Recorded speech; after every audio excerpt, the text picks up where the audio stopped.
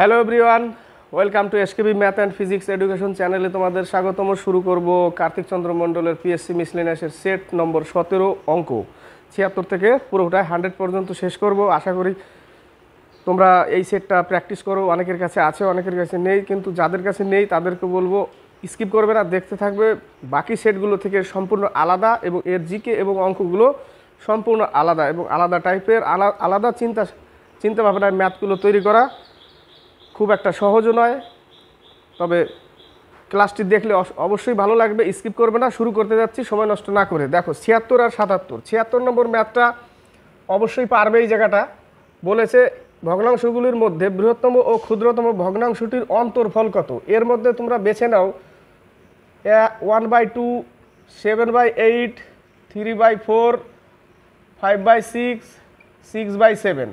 এর মধ্যে বৃহত্তম কোনটা? দেখো সবার মধ্যে এক এক করে ডিফারেন্স আছে, তাই না? তাহলে যেটা বড় সেটাই বড়।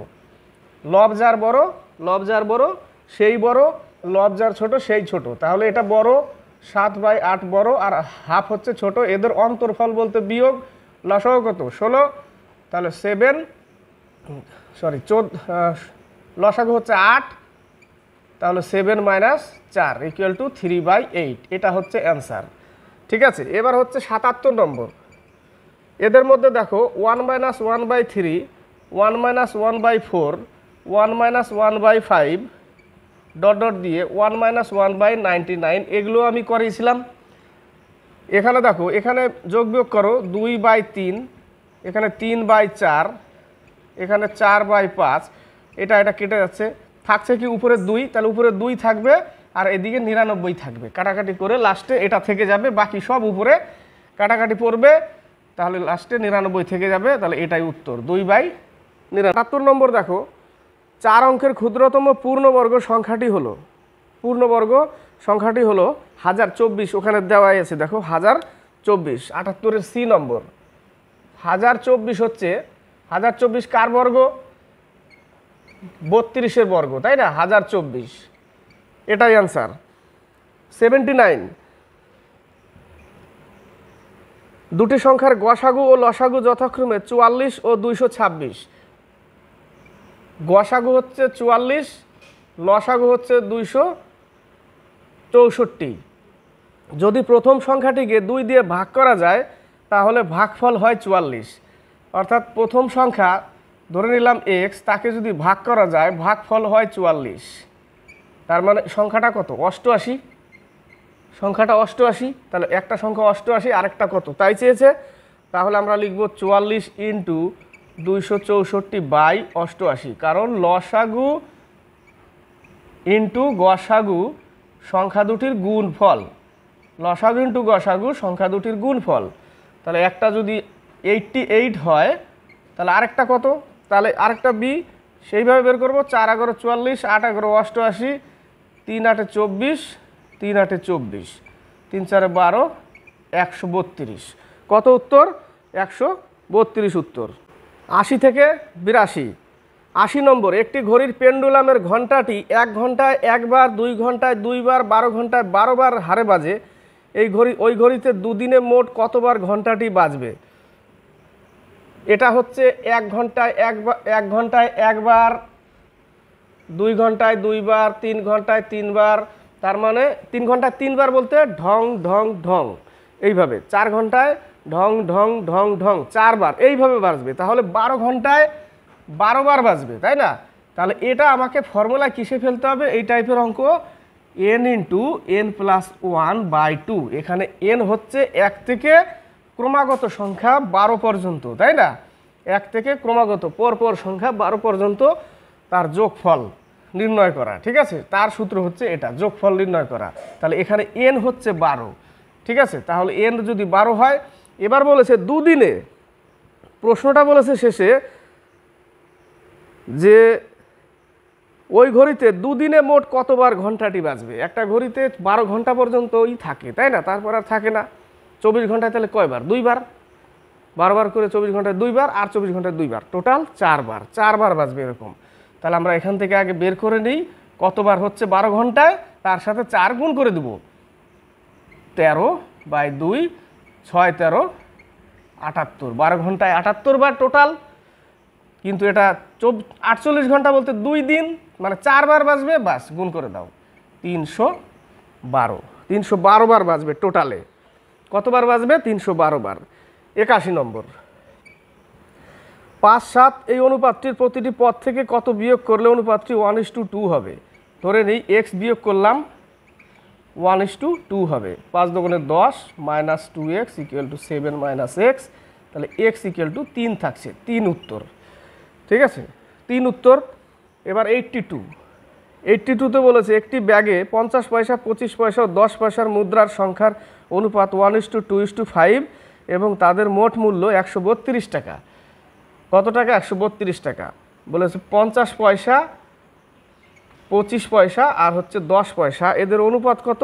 1, তাহলে গুণ করে দিতে হবে। এটা একটু আলাদা টাইপে করছি।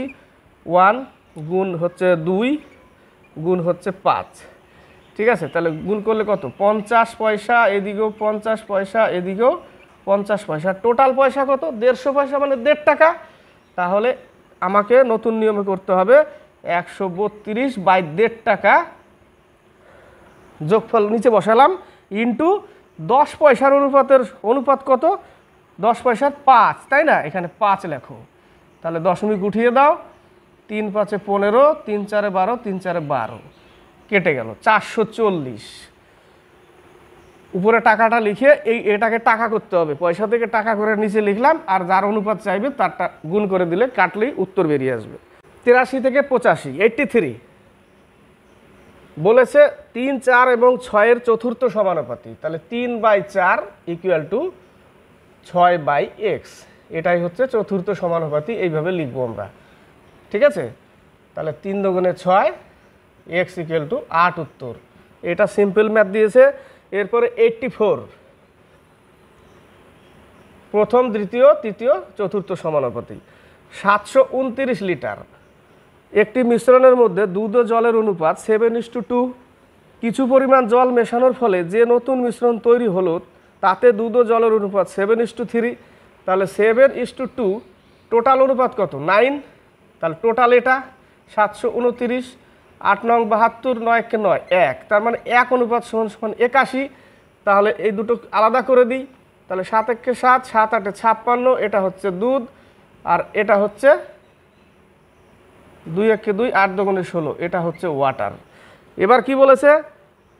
এবার বলেছে যে কত লিটার জল মেশানো হয়েছে। জল মেশাতে হবে কিসে? জলের সাথে। তাহলে 567/162 প্লাস এক্স, জল মেশালাম, তাতে কি হলো অনুপাত? 7/3 হলো। 7 8 56, 7 1 7, কেটে গেল, ঠিক আছে। তাহলে উপরে কেটে দিলাম, তাহলে 3 1 3, 3 8 24 equal to 162 plus x, 162 81, x equal to 81 litre. কত লিটার? 81 লিটার। 85, একটি স্কুলে ছাত্র ও ছাত্রীর মোট সংখ্যা 150। যদি ছাত্রের সংখ্যা এক্স হয়, মোট সংখ্যা 150। ছাত্র, এটা হচ্ছে ছাত্র, তাহলে 150 মাইনাস এক্স, এটা হচ্ছে ছাত্রী, ঠিক আছে। যদি ছাত্রের সংখ্যা এক্স হয়, তাহলে ছাত্রীর সংখ্যা, মোট ছাত্রছাত্রীর সংখ্যার x% হয়। ছাত্রীর সংখ্যা, মোট ছাত্রছাত্রী কত? তাহলে এখানে এক্স তো লিখবই, কিন্তু তার সাথে কি করব? মোট ছাত্রছাত্রীর অর্থাৎ 150-র x% equal to 150 minus x. মোট ছাত্রছাত্রী কত? 150, তার x% বলেছে কারা? ছাত্রী। তাহলে এটুকুই কাটাকাটি করতে হবে। 3 5 15, 5 2 10, তাহলে 3x equal to 300 minus 2x, এইটা আসলে এই পাশে 5x ইকুয়াল টু 300, তাহলে x ইকুয়াল টু 60। কারটা চেয়েছে, তারটাই উত্তর বেরিয়েছে 60 জন, ঠিক আছে। তো মোট ছাত্র যত হয়, তো ছাত্রের সংখ্যা কত? এক্স ধরেছিলাম ছাত্র, 60 বেরোলো উত্তর। এবার হচ্ছে 86 থেকে 88, 86 নম্বর। যদি এ এর আয়ের 60%, এ এর আয়ের 60%, বি এর আয়ের 75% সমান হয়, সমান হলে 4 15 60, 5 15 75, তাহলে 4a ইকুয়াল টু 5b। তাহলে b এর মান কত? b সমান সমান 4, a সমান সমান 5। এবার কি বলেছে, তাহলে b এর আয়, অর্থাৎ এই যে b এর আয়, এর আয়ের x% হয়। এর আয় কত? 5, তার x%। কেটে দিলাম 5 × 100, তাহলে x সমান সমান 80। 80 উত্তর। এবার হচ্ছে 87। একটি সংখ্যাকে 20% বাড়ানো হলো, ধরে নেই সংখ্যাটা 100, 20% বাড়ালাম, একে কী হলো আবার 20% বাড়ালো, ঠিক আছে, আবার 20% বাড়ালো, তাহলে টোটাল বাড়লো কত? 144। 100 থেকে হয়ে গেল 144। তাহলে নতুন বৃদ্ধিপ্রাপ্ত সংখ্যাটিকে শতকরা কত কমালে আবার আগের সংখ্যাটি পাওয়া যাবে? আগের সংখ্যা বলতে 100 পাওয়া যাবে, 100। আবার আগের সংখ্যা বলতে 100-তে আসতে হবে। তাহলে কত কমাতে হবে? 44 কমাতে হবে। কততে? 144-এ 44 কমাতে হবে, ঠিক আছে। 22 দুগুণে 44, 7 দুগুণে 14, 2, 36 দুগুণে এত, বা 4 নং 36, 22 দুগুণে 72 দুগুণে গেল,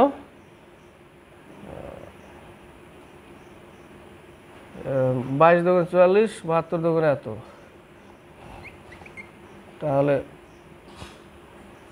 36 দুগুণে তো 50, 4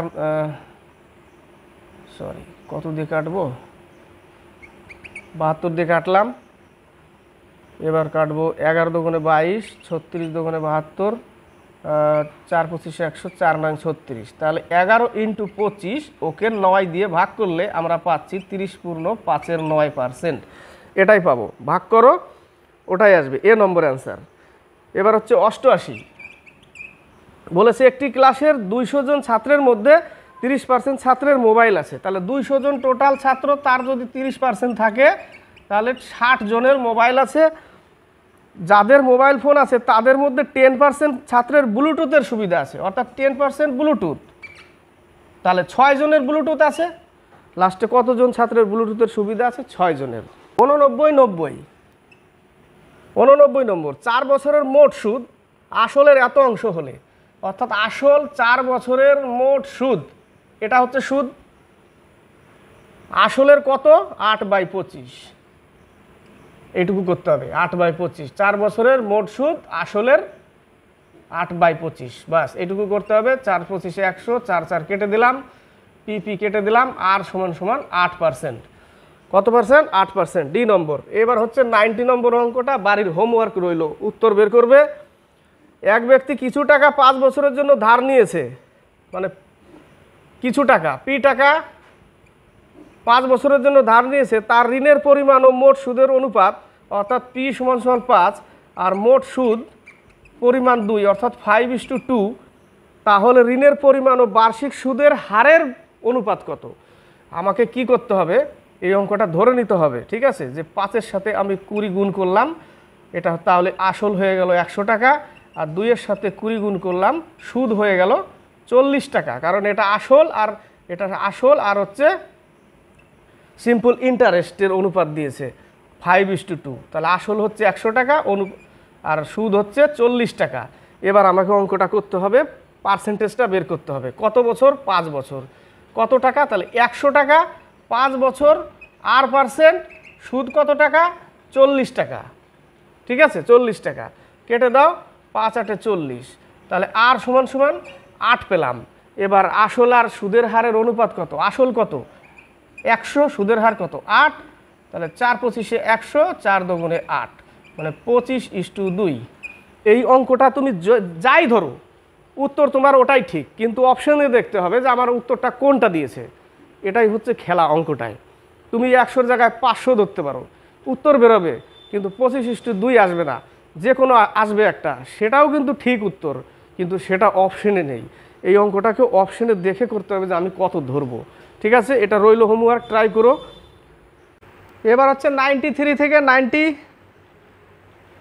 91 থেকে 92।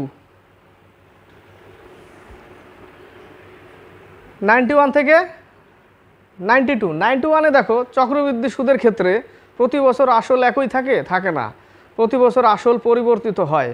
91-এর বি নম্বর, প্রতি বছর আসল পরিবর্তিত হয়, বি নম্বর অ্যান্সার। 92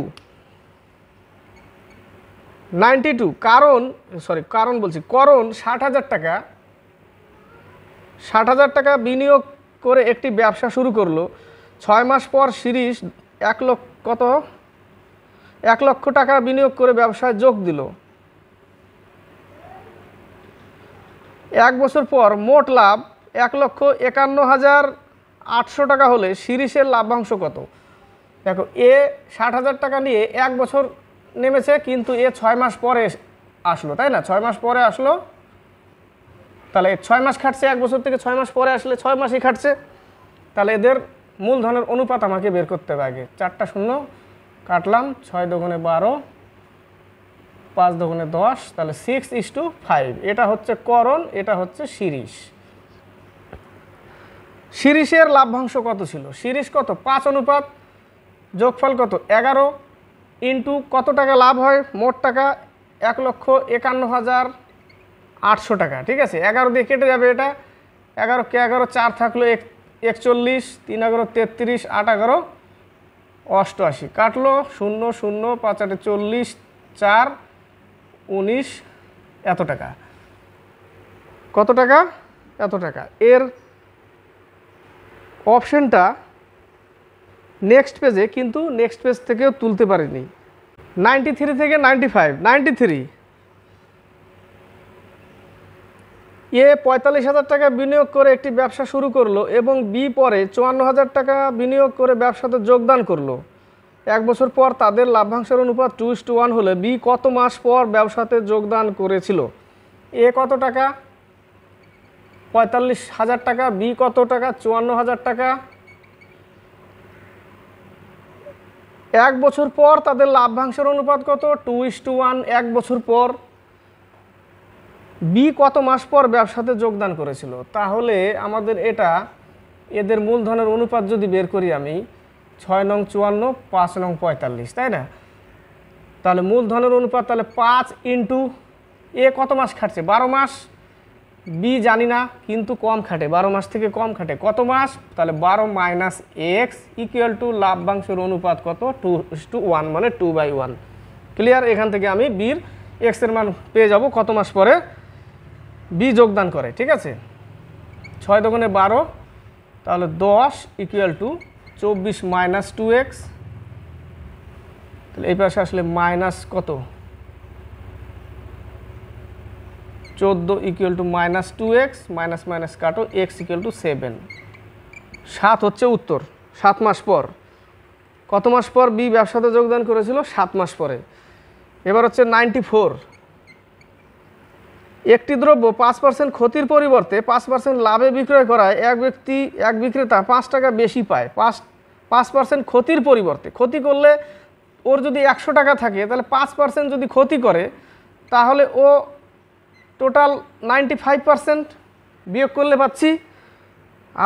আবার বলেছে যদি 5% লাভে বিক্রি করতো, তার মানে 100 টাকার উপরে 5% লাভে যদি বিক্রি করতো, তাহলে সে 105 টাকায় বিক্রি করতো, তাতে তার 5 টাকার বেশি লাভ হয়। হেরফের, তাহলে এই দুটোর হেরফেরের মধ্যে, মানে এই দুটোর পার্থক্যই হচ্ছে 5 টাকা। ঠিক আছে, এটাও বিক্রয় মূল্য, এটাও বিক্রয় মূল্য, তার মধ্যে 5 টাকার ডিফারেন্স। তাহলে 5 টাকার ডিফারেন্স, তাহলে এর মধ্যে ডিফারেন্স কত? 95, আর এর মধ্যে ডিফারেন্স 10%, তার মানে 10% ইকুয়াল টু 5 টাকা ইন্টু 100, উপরে নিচে 10, পার্সেন্টেজ উঠালে 100 পাচ্ছি। তাহলে এখান থেকে মোট টাকাটা কত সেটা পেয়ে যাব, 50 টাকা।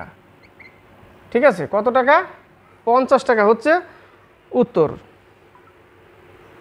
দ্রব্যটির ক্রয় মূল্য কত? 50 টাকা। বোঝাতে পারলাম? 5% ক্ষতির পরিবর্তে, অর্থাৎ 95%, আবার যদি 5% লাভে বিক্রি করতো, অর্থাৎ 105, তাহলে 5 টাকা বেশি পায়। তার মানে এই টাকা বিক্রয় মূল্য আর এর বিক্রয় মূল্য, এর মধ্যে পার্থক্য হচ্ছে 10%-এর পার্থক্য। 10% সমান সমান 5 টাকা। তাহলে আমরা মূল টাকাটা পেয়ে যাব। দ্রব্যটির ক্রয় মূল্য কত? 95 অঙ্কটা দেখো, 95 এখানেও করা যাবে অবশ্য। 95 বেশি বড় অঙ্ক না, ছোট্ট অঙ্ক। বলেছে 2 টাকায় 3টি হারে কলা কিনে 3 টাকায় 2টি হারে বিক্রয় করে লাভের হার আমরা যে 3 টাকায় 2টি হারে সেখান থেকে আগে লিখব 3 টাকায়, তার মানে 3 টাকাটা আগে লিখতে হবে, ইস্টু করো, এটা ক্রস গুণ পদ্ধতিতে অঙ্ক হয়ে যাবে। টাকাটা আগে লিখবে 3 টাকায় 2টি, আর পরে বলেছে 2 টাকায় 3টি, 2 টাকায় 3টি। পরের প্রথমের লাইনটা আমি পরে লিখলাম, ঠিক আছে। ক্রস গুণ করো, 4 3 3 9, লাভ পেয়ে গেলাম। কত টাকা লাভ? 5 টাকা, তাই না? 4 টাকা ছিল আগে সিপি, আর এটা হচ্ছে লাভ, তার মানে লাভ, এটা হচ্ছে বিক্রি, তাই না? এটা হচ্ছে বিক্রি। তাহলে লাভ কত টাকা? 5 টাকা। 5 টাকার ডিফারেন্স এর মধ্যে, 4 টাকায় 5 টাকা, তাহলে 4 টাকায় হচ্ছে 5 টাকা, 100-এ কত? 4 25-এ 100, 5 25-এ 125%। কত পার্সেন্ট? 125%। এটা পরের লাইনটাকে আগে লিখতে হবে, তবে টাকাটাকে আগে লিখতে হবে। 96 97 98, 96। একজন কন্ট্রাক্টর একটি কাজ 124 দিনে শেষ করার জন্য 120 জন লোক নিয়োগ করেন। 64 দিন পর তিনি দেখেন যে মোট কাজের মাত্র 2/3 অংশ সম্পন্ন হয়েছে। সঠিক সময়ে কাজ শেষ করতে হলে তাকে আরও কত লোক নিয়োগ করতে হবে? আরও কত লোক নিয়োগ করতে হবে না, এখানে আরও কত লোক কমাতে হবে, ঠিক আছে। মানে এক জায়গায় একটু বোঝো যে 64 দিন পর তিনি দেখেন যে কাজের 2/3 অংশ, মানে টোটাল কাজ 3 অংশ, তার 2 অংশ কমপ্লিট, তার মানে 3/2 অংশ করে নিয়েছে 64 জন 120 জনের মধ্যে। তো লোক কম লাগবে না পরে? 64 জনই 2/3 অংশ, অর্থাৎ 3 ভাগের 2 ভাগ কাজ কমপ্লিট, 3 ভাগের 2 ভাগ কমপ্লিট। তাহলে আমার কাজ থাকলো কত? 1/3 ভাগ শেষ, শেষ কাজ এটা।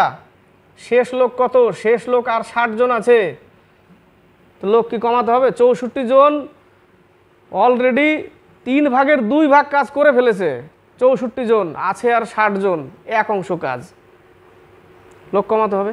লোক তো লাগবে না অত, অঙ্কটা সেটাই করতে হবে এখানে, ঠিক আছে। অঙ্কটা ভাষাগত দিক থেকে একটু মিসিং আছে। তাহলে আমি 1 অংশ কাজ আগে বের করব। 2/3 অংশ কতজন করে? 64 জন, 64 দিন, 64 দিন তো 120 জন লোক তো করবেই, তাই না? 64 দিন পর্যন্ত 120 জন লোক করবেই, তারপরে কমবে। তাহলে 120 জন লিখলাম, 64 দিন 120 জন, 2/3 অংশ, এক্স ধরে নিলাম আমি মোট কাজ। এক্স কি? মোট কাজ। এক্স হচ্ছে মোট কাজ, টোটাল কাজ আমি পেয়ে যাব। তাহলে এক্স ইকুয়াল টু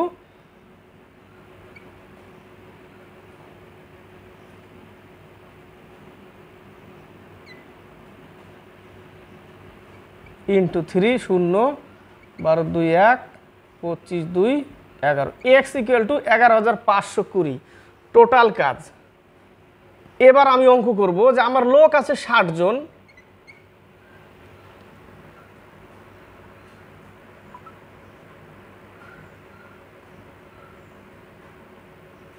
না দিন আছে 60 জন, আমার দিন আছে 60, এটা হচ্ছে দিন, দিন আছে 60 দিন, 124 দিনের মধ্যে দিন আছে আমার 60 দিন। কাজ আছে কতটা?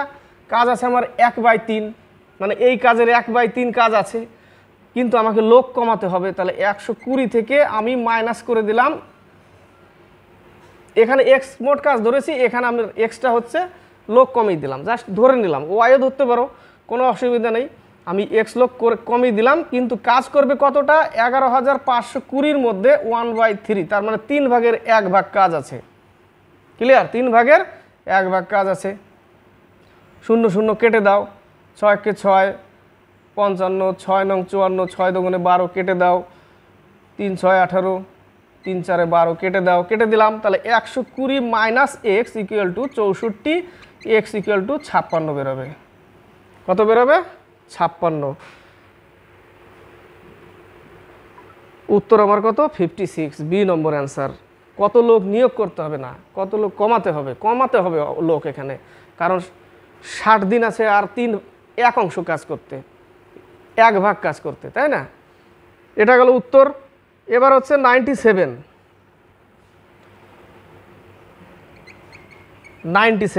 বলেছে একটি ট্রেন 90 মিটার দীর্ঘ একটি প্ল্যাটফর্মকে 30 সেকেন্ডে এবং ওই প্ল্যাটফর্মে দাঁড়িয়ে থাকা একটি লোককে 15 সেকেন্ডে অতিক্রম করে, ট্রেনটির গতিবেগ কত?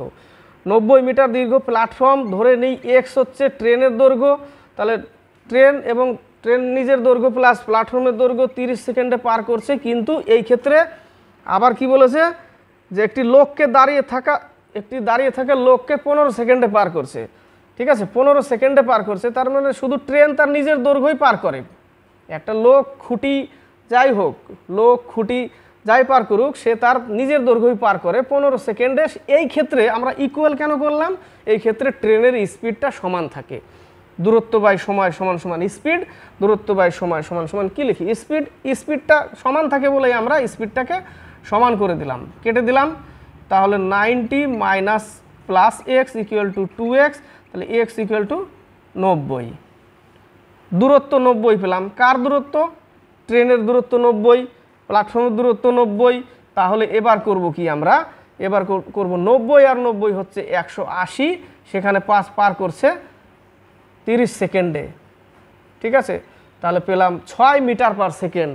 একসাথে করতে পারতাম এই জায়গাটা। এবার 6 মিটার পার সেকেন্ডকে আমাকে কি করতে হবে? কিলোমিটার পার আওয়ারে করে দিতে হবে। 18/5 দিয়ে গুণ করতে হবে। তাহলে 3 6 18, 3 5 15, 5 6 30, 21.6 kilometre per hour. 21.6 kilometre per hour হচ্ছে ট্রেনের গতিবেগ। এবার হচ্ছে 98 নম্বর, 98।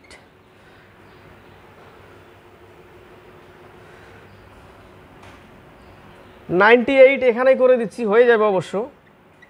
98, 3টি নল এ বি সি একটি চৌবাচ্চা 6 ঘন্টায় ভর্তি করে। চৌবাচ্চাটি ভর্তি অবস্থায় নল 3টি একসঙ্গে খুলে দেওয়ার 2 ঘন্টা পর সি নলটি বন্ধ করে দেওয়া হলো। এ ও বি নল বাকি চৌবাচ্চাটি 7 ঘন্টায় ভর্তি করলো। সি নলটি একা চৌবাচ্চা কত ঘন্টায় ভরবে? সিম্পল, এ বি সি যদি 6 ঘন্টায় ভরে, মানে 6 ঘন্টায় এক অংশ কাজ করছে, একসাথে খুলে দিয়েছে, 2 ঘন্টা পর সিকে বন্ধ করলো, তাহলে 2 ঘন্টায় কতখানি করছে? 1/3। 2 ঘন্টায় 1/3 করে নিচ্ছে এ বি সি 3 জনে মিলে। বাকি কাজ কত থাকছে? বাকি কাজ থাকছে 2/3। এই কাজটা কে করছে?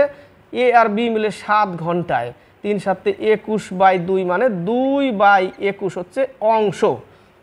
ঠিক আছে, এইভাবে সরাসরি বের করলে দিনে বেরোয় বা ঘন্টায় বেরোয়। এটাকে উল্টে দিলে তবেই অংশে পেয়ে গেলাম 2/21। এবার সবাই মিলে করছে 6 ঘন্টায়, আর এ বি মিলে করছে 2/21। বাস এটুকুই করো। তাহলে 1/6 মাইনাস 2/21,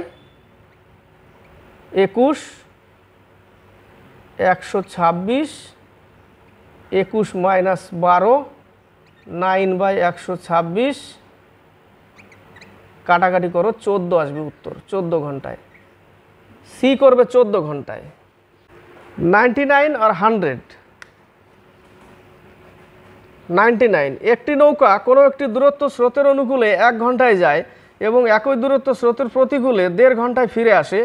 যদি স্রোতের বেগ 3 কিমি পার ঘন্টা হয়, তাহলে নৌকা হচ্ছে এক্স কিমি পার আওয়ার, আর স্রোত দিয়ে দিয়েছে 3 কিমি পার আওয়ার, কিন্তু দূরত্ব ডি স্রোতের অনুকূলে হলে x + 3 = 1 ঘন্টায়, আর স্রোতের প্রতিকূলে হলে x - 3 = 1.5 ঘন্টায়। দশমিক উঠিয়ে নিলাম, 5 × 10, 3 5 15, 5 × 10 কাটলাম। তাহলে ডি ইকুয়াল টু আমরা কি পাচ্ছি? x - 3/2। D equal two x - 3/2, আর এখানে পাচ্ছি ডি ইকুয়াল টু x + 3। ঠিক আছে, তাহলে x + 3 একটা ডি, আর ডি ইকুয়াল টু এটা, তাহলে এটা সমান সমান ওটা লিখতে পারি, তাই না? x - 3/2, এটাও ডি এর মান, আর এটুকুও ডি এর মান, তাহলে ডি ইকুয়াল টু ডি লিখে দিলাম। এবার এখান থেকে করো, তাহলে 2x + 6 = x - 3। ঠিক আছে, এই পাশে আসলে x ইকুয়াল টু, কোথাও মিস্টেক, ও সরি, এই জায়গাটা গুণ আছে না একটা। 2d = 3x - 9, তাহলে d = 3x - 9/2। তাহলে আমি লিখব x + 3 = 3x - 9/2, তাহলে 2x + 6 = 3x - 9, তাহলে মাইনাস x = -15। তাহলে নৌকার গতিবেগ হচ্ছে -15। ঠিক আছে, দেখো স্পিড করতে হবে ক্যালকুলেশন। সমীকরণ যদি তুমি বানাতে পারো, অঙ্ক তোমার বড় বড় অঙ্ক কমপ্লিট হয়ে যাবে। আর সব অঙ্ক ট্রিক্সে এটা হয়তো হয়, কিন্তু আমার জানা নেই ট্রিক্স। কিন্তু কি এইভাবে করলেও তোমাকে স্পিড করতে হবে, হাতের স্পিড। অনেক দিন চাকরি পাওয়ার আজকে 9 বছর হয়ে গেল, ক্যালকুলেশন অনেক জায়গায় করতে হয় না, অসুবিধা হয়, ঠিক আছে। কিন্তু তোমাদেরকে স্পিড আনতে হবে।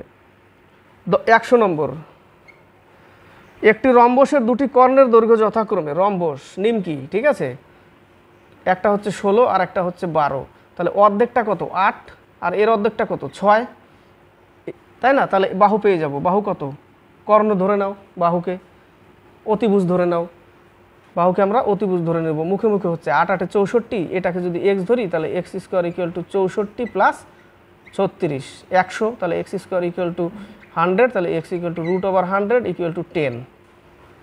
মুখে মুখে হয় 8 8 64 6 6 36, যোগ করলে 100, এটাকে আমরা এক্স স্কোয়ার ধরে নিচ্ছি। ক্লিয়ার? তাহলে উত্তর পেয়ে গেলাম 10। এই গেল কার্তিক চন্দ্র মণ্ডলের পিএসসি মিসলেনিয়াসের সেট 17 নম্বর সেট করলাম, 76 থেকে 100 পর্যন্ত ম্যাথ। এটা পার্ট 2 দিতে চেয়েছিলাম, কিন্তু পরে দেখলাম না, একসাথে দিয়ে দিই, যার ফলে ওইখানে গেঞ্জি এখানে গেঞ্জি চেঞ্জ, ঠিক আছে। তো একসাথেই দিয়ে দিলাম। তো আশা করি ভালো লেগেছে। অঙ্কগুলো কিন্তু লীলা রয়ের মিসলেনিয়াস ক্লার্কশিপের যে ম্যাথ সেই ম্যাথের মতো না, সম্পূর্ণ আলাদা, তোমাকে ক্যালকুলেশন করতেই হবে এই ক্ষেত্রে, ঠিক আছে। বড় বড় ম্যাথ দেয়, একদম সবগুলো যে ট্রিক্সে উঠিয়ে দেবো সম্ভব না, যে কটা ট্রিক্সে হয় সে কটা। তবে কি ট্রিক্স ছাড়া তুমি যদি সমীকরণ সাজিয়ে অঙ্ক করতে পারো, কিন্তু আজকাল বর্তমানে মোটামুটি কিছু ট্রিক্সে করতে হবে অঙ্ক, এবং সবগুলো ওইভাবে করা যাবে না। 25টা অঙ্ক থাকলে 5 6টা 7টা এরকম ট্রিক্সে থাকে, বাকিগুলো কিন্তু তোমার বেসিক নলেজে ওটা করতে হবে। এবং সেই ক্ষেত্রে তোমাকে জাম্প করতে হবে, কিছুটা মুখে মুখে করতে হবে, সব সময় কলম চালানো যাবে না, এই টেন্ডেন্সিটা আনতে হবে ভিতরে, তাহলে অঙ্কগুলো তাড়াতাড়ি হবে। এক লাইন লিখতে গিয়ে মনে এটা গুণ করলে এটাই হচ্ছে, তো ওই লাইনটা না লিখে চট করে ওটাই লিখতে হবে, তাই না? এইভাবে প্র্যাকটিস করতে হবে। ঠিক আছে, আশা করি বুঝতে পেরেছো। ভালো লাগলে লাইক শেয়ার কমেন্ট এবং সাবস্ক্রাইব করবে। 17 নম্বর সেট হলো।